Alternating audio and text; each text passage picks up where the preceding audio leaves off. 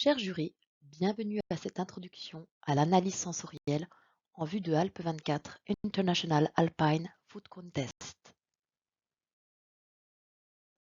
La formation aura lieu en 3 parties. L'analyse sensorielle, les techniques de dégustation propres au concours alpin et une mise en situation. Partie 1. L'analyse sensorielle. Qu'est-ce que l'analyse sensorielle? L'analyse sensorielle est l'analyse des perceptions issues des 5 sens. Elle permet d'identifier et de décrire un produit. En analyse sensorielle, nous utilisons l'être humain comme instrument de mesure. La dégustation, c'est l'homme qui perçoit. La dégustation est dite scientifique, c'est-à-dire qu'elle a lieu sous conditions contrôlées. Sur cette image, vous pouvez voir un box de dégustation. Le panéliste, aussi nommé dégustateur, s'assoit à la table, reçoit les produits par l'avant, peut les déguster calmement, sans influence externe, et renseigne ensuite les données sur l'ordinateur.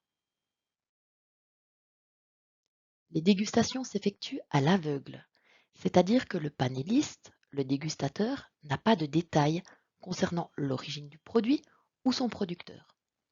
Pour ce faire, les échantillons sont codés. Les panélistes utilisent un langage commun grâce à des référents et à un entraînement assidu.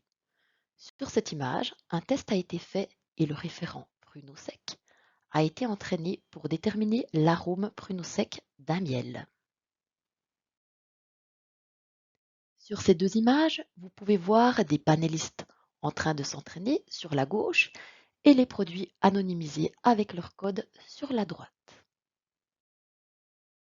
L'analyse sensorielle fait intervenir les 5 sens, le sens de la vue, le sens de l'odorat, de l'ouïe, du goût et le toucher. Les caractéristiques sensorielles et leur perception. L'apparence, qui fait intervenir le sens de la vue, l'odeur, qui fait intervenir le sens de l'odorat, la flaveur, qui est très importante en analyse sensorielle et qui fait intervenir le sens du goût, mais aussi de l'odorat et du toucher, et la texture, qui fait intervenir le sens du toucher, de l'ouïe et de la vue. L'apparence. Les caractéristiques d'apparence d'un produit sont par exemple la couleur. Quelle est l'intensité de la couleur, sa luminosité? Quelle est l'homogénéité du produit? La consistance. Est-ce que le produit est visqueux, rugueux, sablonneux peut-être? La forme et la taille. Est-ce que le produit est grand ou petit? Est-ce que ses parties sont bien distribuées? Passons maintenant à la composante odeur, qui fait intervenir le sens de l'odorat. L'odeur est une molécule qui est perçue par le nez. Il existe différents types d'odeurs. Odeur animale, épicée, fermentée, florale, fruitée, lactique, etc. Sur la droite, la ronde des odeurs du fromage. Au centre du cercle, les odeurs les plus générales et à l'extérieur, les odeurs les plus spécifiques, les plus précises. Ainsi, plus nous nous éloignons du centre de la ronde, plus les caractéristiques deviennent précises. Passons maintenant à la flaveur, qui fait intervenir le sens du goût, de l'odorat et du toucher. La flaveur est caractérisée par 3 composantes. Les saveurs, telles que le sucré, l'acide, le salé, l'amer, l'umami, qui sont détectées sur la langue. L'arôme, qui peut être floral, fruité, épicé, mais aussi des arômes plus précis tels que la rose, le jasmin, la banane, le kiwi. Les arômes sont analysés dans la zone rétronasale. Et finalement, les sensations trigeminales en lien avec le toucher, qui sont le froid, le brûlant, le picotement ou l'astringence d'un vin rouge, par exemple. Qu'est-ce qu'un arôme?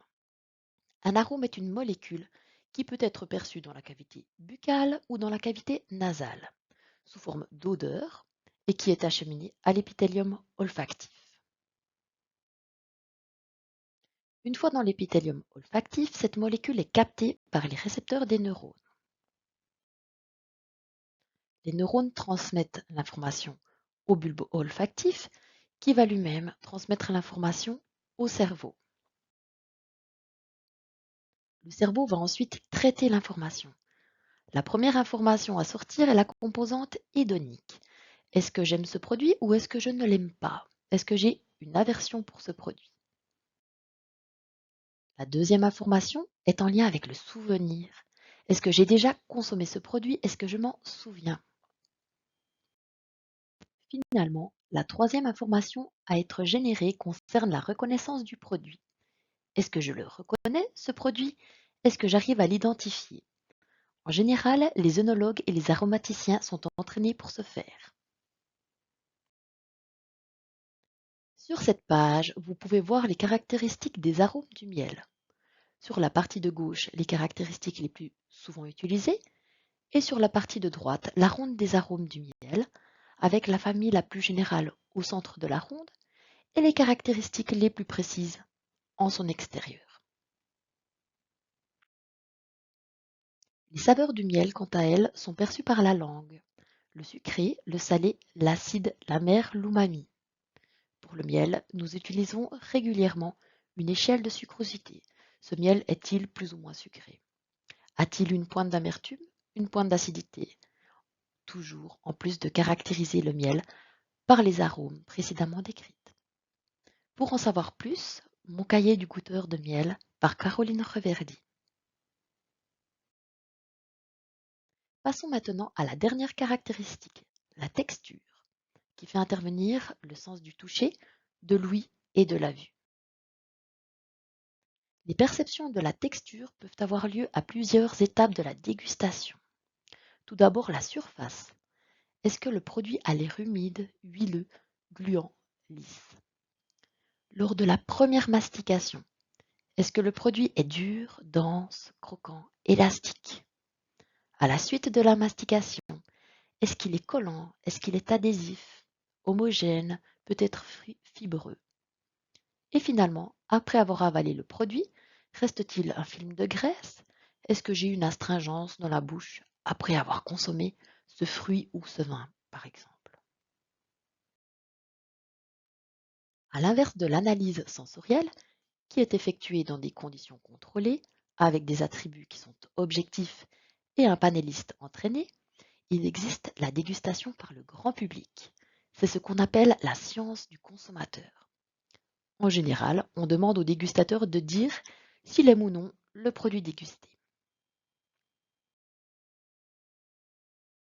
Nous allons passer maintenant à la deuxième partie de l'introduction à l'analyse sensorielle, la technique de dégustation propre au concours alpin. Afin de déguster de manière éclairée, voici quelques points à connaître sur les produits. Pour cette première édition du concours alpin, 337 produits ont été enregistrés. 229 ont été acceptés, c'est-à-dire qu'ils sont conformes au règlement du concours alpin. Les ingrédients proviennent de la région alpine. La transformation est effectuée dans la région alpine. Les produits sont commercialisables, c'est-à-dire qu'ils ne sont pas encore sur le marché, mais qu'ils pourraient l'être ou sont déjà commercialisés. En ce qui concerne la dégustation, les produits sont regroupés en lots uniformes de maximum 8 produits. 3 à 4 lots seront dégustés par jour. En fonction du nombre de produits et de jurés, ceci peut varier. Et il se peut que 2 lots soient dégustés par juré par jour. Un maximum de 33% de médailles est octroyé. Ainsi, sur un lot de 6 produits, 2 médailles peuvent être données. En cas de coup de cœur, une médaille supplémentaire par lot peut être attribuée. Le prix d'excellence et le prix du meilleur producteur sont donnés. Le prix d'excellence récompense le meilleur produit de toute une catégorie. Le prix du meilleur producteur représente le meilleur producteur pour toute une catégorie.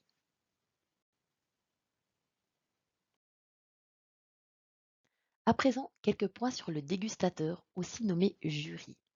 Les tables de dégustation sont formées de 3 à 4 jurés. En général, nous essayons d'avoir un expert, un producteur et un consommateur par table. En fonction de la catégorie, Ceci peut passablement varier.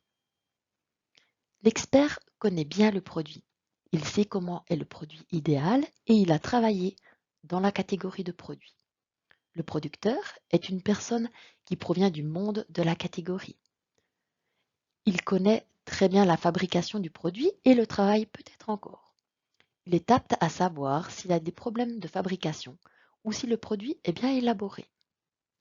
Le consommateur, quant à lui, est une personne qui apprécie la catégorie de produits dégustés et qui doit raisonner en fonction de ses goûts, tout en restant objectif quant au travail du producteur.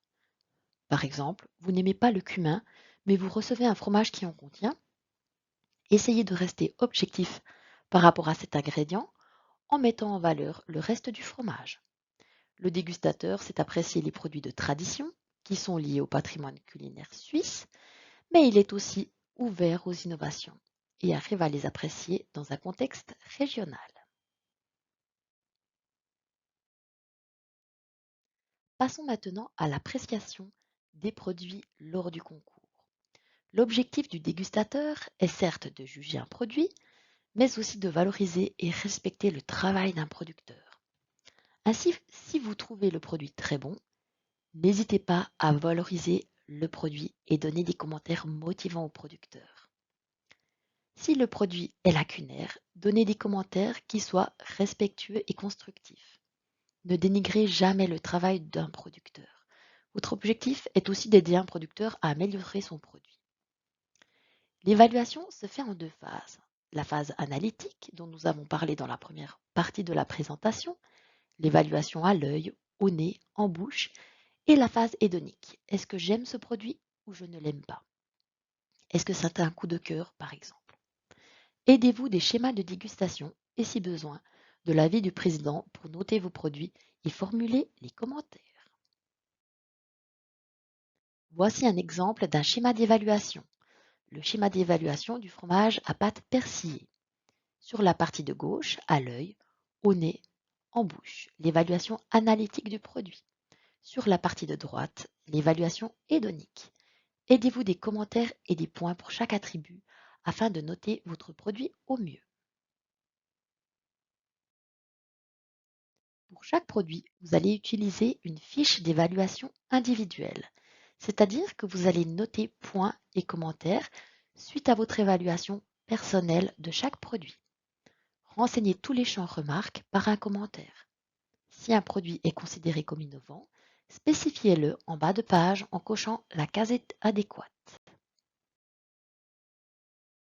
Suite à l'évaluation individuelle des produits du lot, vous allez effectuer l'évaluation dite consensuelle, c'est-à-dire que vous allez mettre en commun vos évaluations individuelles au sein de la table. La prise de décision finale s'effectue par consensus.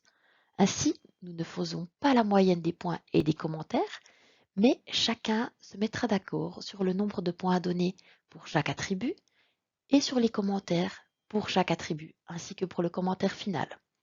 En cas de désaccord, faites appel au président du jury. Les commentaires sont obligatoires pour chaque attribut, ainsi que pour le commentaire final de synthèse. Le secrétaire de table reporte ensuite l'évaluation sur la fiche verte prévue à cet effet, qui est la fiche consensuelle, et la donnera au secrétaire de salle, qui se chargera de la mettre dedans le système. L'attribution des médailles aux produits.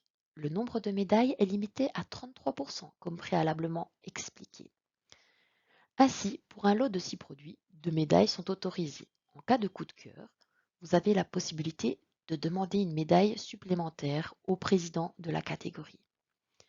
Ainsi, si vous trouvez que 3 produits sont extraordinaires sur ce lot de 6 produits, demandez l'aval du président du jury pour décider de l'attribution d'une médaille supplémentaire. Le nombre de médailles est attribué en fonction des points donnés au produit. De 19 à 20 points, le produit reçoit une médaille d'or. À 18 points, le produit reçoit une médaille d'argent et à 17 points, c'est une médaille de bronze qui est donnée au produit. Avec un total de 20 points, le produit est automatiquement nominé pour le prix d'excellence, c'est-à-dire le prix du produit qui sera le meilleur de toute une catégorie, yogourt et fromage confondus par exemple, pour la catégorie des produits laitiers. Passons maintenant aux consignes générales à observer en vue des dégustations. Avant la dégustation, évitez les parfums, les cosmétiques tels que le rouge à lèvres, ne fumez pas au moins 1 heure avant de déguster, évitez les produits forts comme le café, les bonbons mentholés, les chewing-gums, l'alcool, le dentifrice par exemple, et mangez léger. Il est préférable d'avoir un peu faim pour être plus réceptif aux dégustations. Pendant la dégustation, respectez le silence. Éteignez votre portable ou mettez-le sous silencieux. Dégustez de manière individuelle. Ne dérangez pas les autres jurés de table par de potentielles mimiques ou expressions. Rincez-vous la bouche aussi fréquemment que nécessaire avec les produits mis à disposition. L'eau, le pain, les pommes et le thé. Dégustez les produits dans un ordre aléatoire, sauf les produits chauds. Si vous recevez une fondue ou une raclette, il est évident que ces produits-là seront dégustés en flux. Autrement, essayez de les déguster de façon hasardeuse. Faites des pauses entre les produits. On essaie en général de compter 5 à 7 minutes de dégustation par produit. Plus on s'attarde, plus le choix devient difficile et l'évaluation complexe. Si vous avez des répulsions, signalez-le rapidement.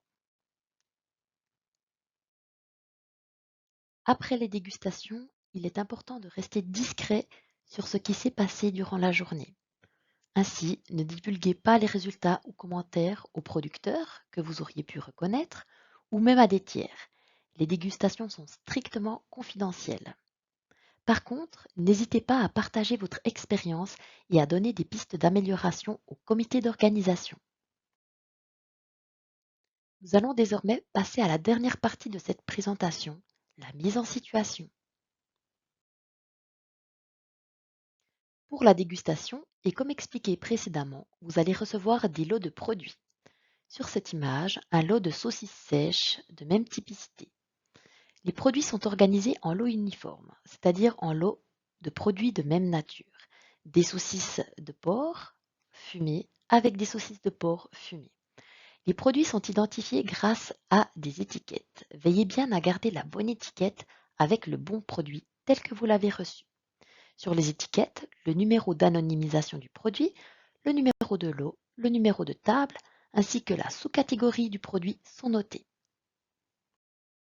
La première chose à faire, comme vous l'avez vu tout à l'heure dans l'analyse sensorielle, est d'évaluer l'aspect du produit.